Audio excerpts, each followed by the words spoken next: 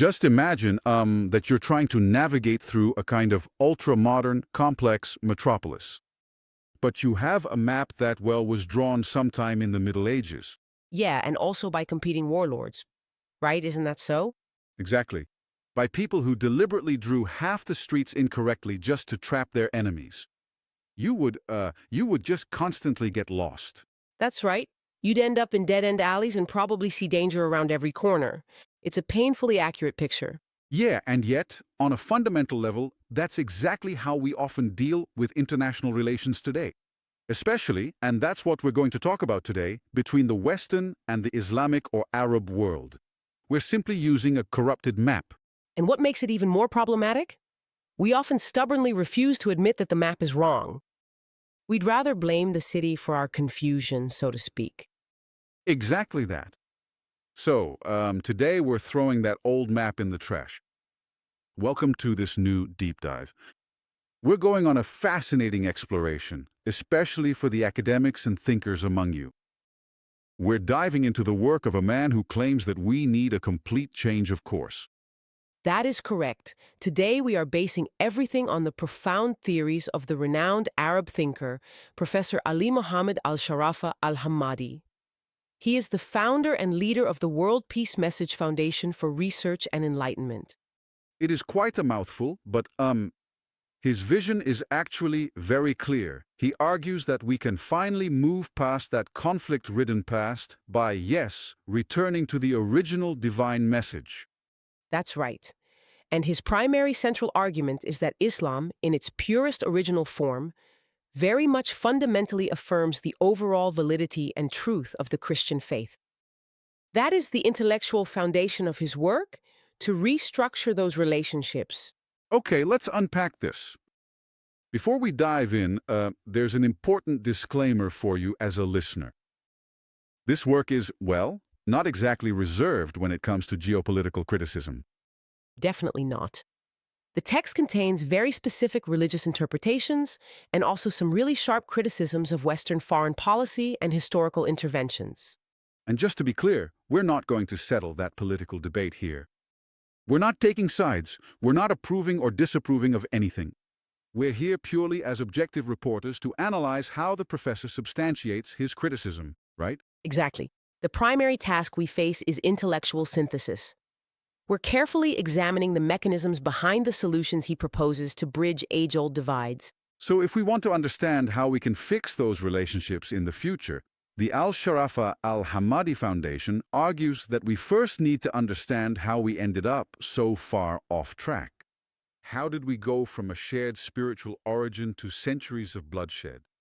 To explain this, the professor divides human history into 4 successive phases. And the very first one is what he calls the pure theological vision. So that's the period of the authentic divine message.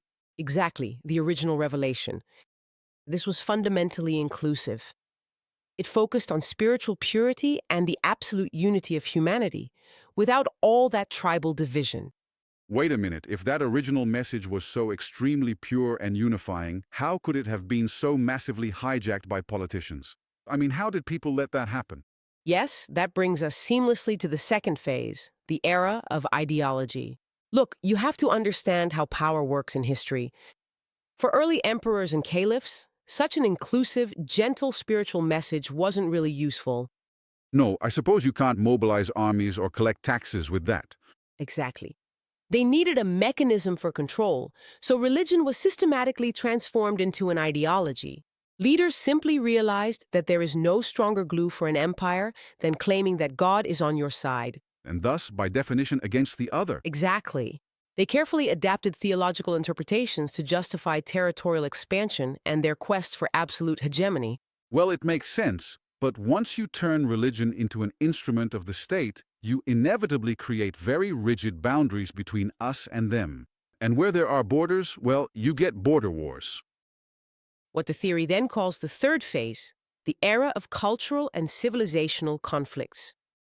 And this is the phase that has actually defined the boundaries of our modern history. Is that what political scientist Samuel Huntington described in the late 1900s in The Clash of Civilizations? Yes, it aligns with that very closely. In this third phase, states, Western powers, and Eastern empires build their entire identity on the rejection of the other. The conflict simply becomes institutionalized. It's embedded in literature, in laws, in the collective memory. You can compare it to a computer virus in our collective operating system. We're trying to solve modern problems with corrupted software. Exactly. But both the source and the professor contend that we are currently in a transition to the fourth phase of development. And that's crucial for this analysis. Okay, so what exactly does this fourth phase entail? This is the contemporary era of modern and precise scientific research. This is the exact space in which institutes like the World Peace Message Foundation actively conduct their work. Their ultimate goal is to systematically peel away and dissolve those layers of hatred using rigorous academic methods. By using objective textual analysis to deconstruct those old narratives, right? Yes, it's the rational counterpart to the groups that are still mentally stuck in that conquest mindset of phases 2 and 3. But that immediately raises a methodological question for me.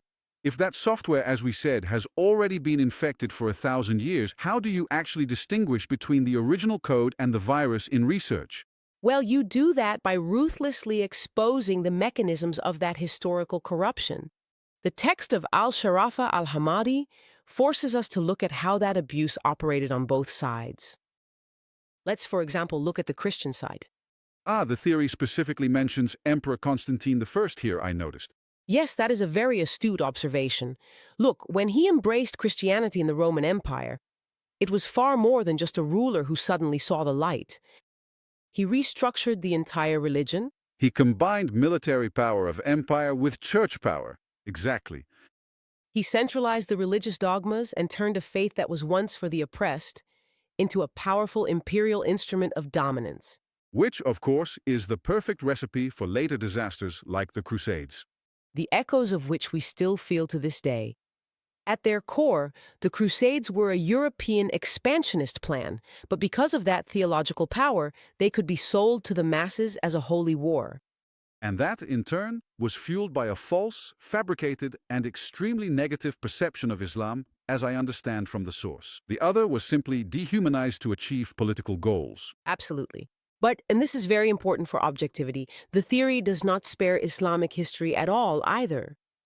The professor holds up the same academic mirror to the Islamic world just as much. Fortunately, because otherwise it would be a one-sided story. The research points to the structural damage caused by the creation of fake hadiths. But just for the listener who isn't entirely familiar with theology. Hadiths, these are sayings of the Prophet Muhammad that are separate from the Quran, right? That's absolutely correct. And what we have observed throughout history is that political leaders recruited theological scholars to construct and fabricate new sayings, often centuries after the original revelation. Oh, wow. So they simply had statements formally written down that justified violence and exclusion, intended purely for their own campaigns. Yes, to legitimize and validate theocratic rule. And if you conduct a rigorous scientific comparison of those false texts to the original version of the Quran, you'll see that they are completely and utterly different from the true message. So both sides, in their own way, created a theological cover for simple earthly greed. And what I find quite fascinating here is how al-Sharafa al-Hamadi summarizes this point. He calls this a historical draw in mistakes. A 1-1 score indeed. Both factions have used religion as a political weapon. You can also see this beautifully described by historians like Karen Armstrong or in literature about the Balkans, such as in The Bridge on the Drina.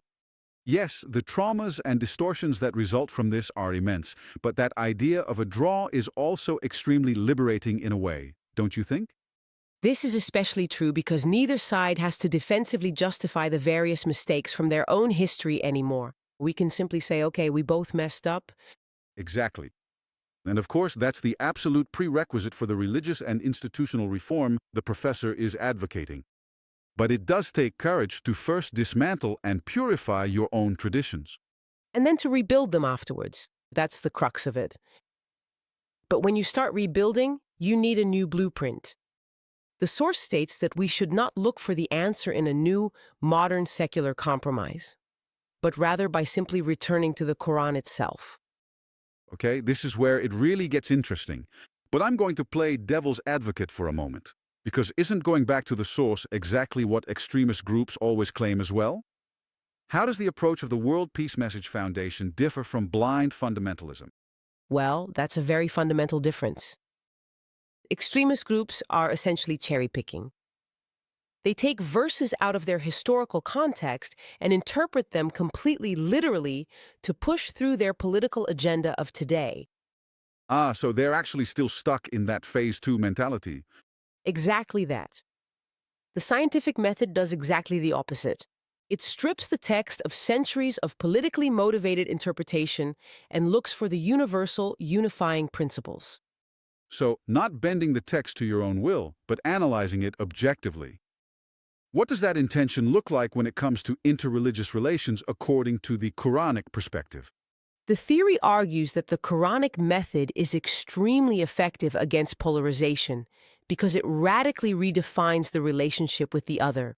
Judgment is not based on narrow tribal classifications, such as whether or not you belong to the right group. So, what is it based on then? It focuses on sincere faith and righteous actions within a much broader human context. The original source material refers extensively to specific surahs or chapters. Take Surah Al-Ma'idah. It explicitly states that Jews, Christians, and Sabians. Oh, wait a moment. For those who don't know the Sabians, they were an ancient monotheistic group in the Middle East. That's right. And the text states that all these groups, anyone who believes and does good deeds, have nothing to fear, no exclusion, no sorrow. That immediately takes the whole thing out of the realm of competition. Yes, it brings it to a moral balance. And in the source, I also saw surahs like Saba, Al-Araf, and Anas mentioned. There, the message is always addressed to all of humanity. Not to an exclusive club of selected individuals?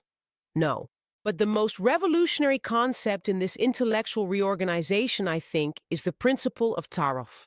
Taraf. Yes, human acquaintance, that comes from Surah Al-Hujurat, right? What exactly does that concept entail? The verse states that humanity was intentionally crafted by God into a diverse array of peoples and tribes. And the crucial addition here is, this was not done so that they would fight each other, but precisely so that they would get to know one another, Taraf. Oh, wow, that's truly a beautiful reversal.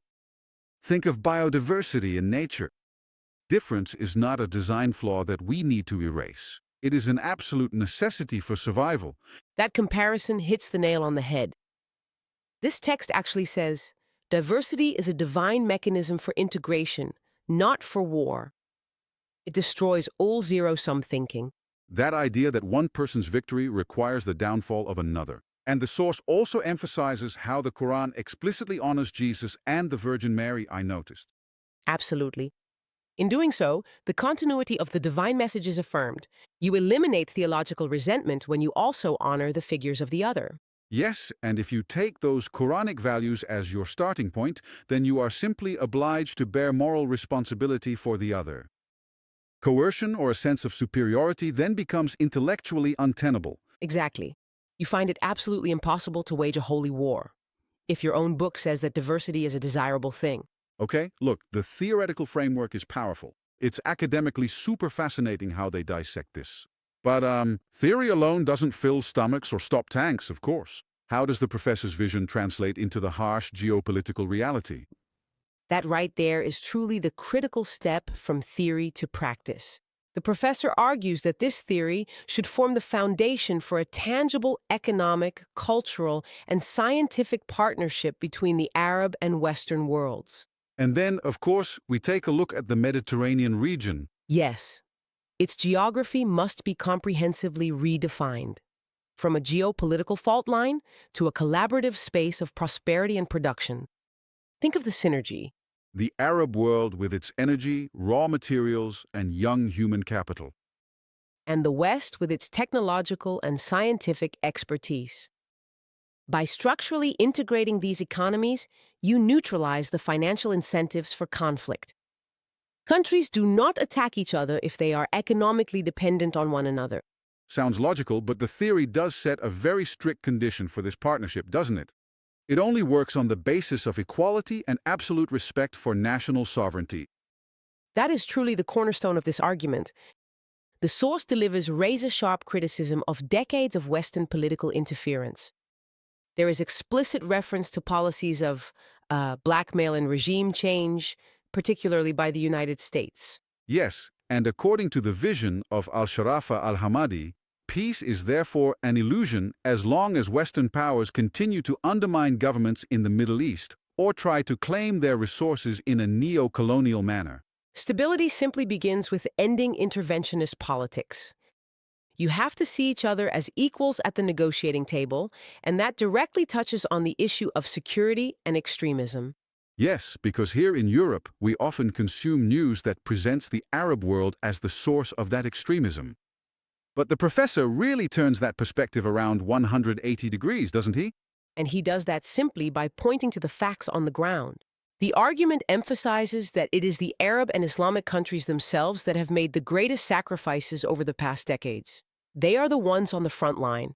They have taken the blows and lost tens of thousands of sons and daughters in the fight against groups like the Muslim Brotherhood and Takfiri ideologies. Exactly. For the listener's benefit, the term Takfiri refers to extremists who declare other Muslims to be unbelievers. Basically just a theological trick to legitimize violence against fellow believers. The perfect example of that computer virus in action indeed. And the argument from the source is absolutely crucial for Western academics to fully understand and acknowledge. Without the ongoing struggle of moderate Arab nations against this terrorism, Europe would be completely overwhelmed and overrun today. We would simply be surrounded by an ideological wave. So if we connect this to the bigger picture, it means that the security of the West and the Arab world are completely symbiotic. Inextricably linked to each other. The Western world cannot build higher fences around Fortress Europe and simply assume that we are safe. It requires that transition to Tarof, collective security. Yes, and that academic institutions join forces to structurally dismantle extremism by scientifically cutting its corrupt roots instead of just dropping bombs. After all, bombs do not change beliefs. Exactly. And that's why the work of institutes like the World Peace Message Foundation is so incredibly important. This really is profound stuff. Let's take stock for a moment. We saw how we got lost because of historical baggage and falsified maps. How religion became a political weapon in that historical stalemate of mistakes. Yes, and we discussed how we can move forward through objective academic research. The pure Quranic vision provides a blueprint for coexistence through concepts like Tarof. And finally, we saw how this purified theology must be the foundation for real economic partnerships without neo-colonial interference. It's truly a plea for a massive upgrade of our operating system. Absolutely. All right, today we've talked about the absolute macro scale, world empires, religions, global politics. But before we wrap things up, I want to turn this around to you, the listener. Interesting. Yes, because we are all part of this history. Think about your own mental map. What historical baggage or unconscious stories about others do you actually carry with you every day? Do old prejudices secretly determine how you read the news? That is a deeply challenging to face, but crucial question. What if you could somehow find the inner courage to honestly subject all of your own beliefs to the same unwavering and strictly objective scrutiny that we just discussed? Which dead-end streets would you have to erase from your own internal map in order to truly meet the other? Something to think about the next time you navigate the reality of our modern world. Thank you very much for listening. Stay critical, keep digging, and until the next deep dive.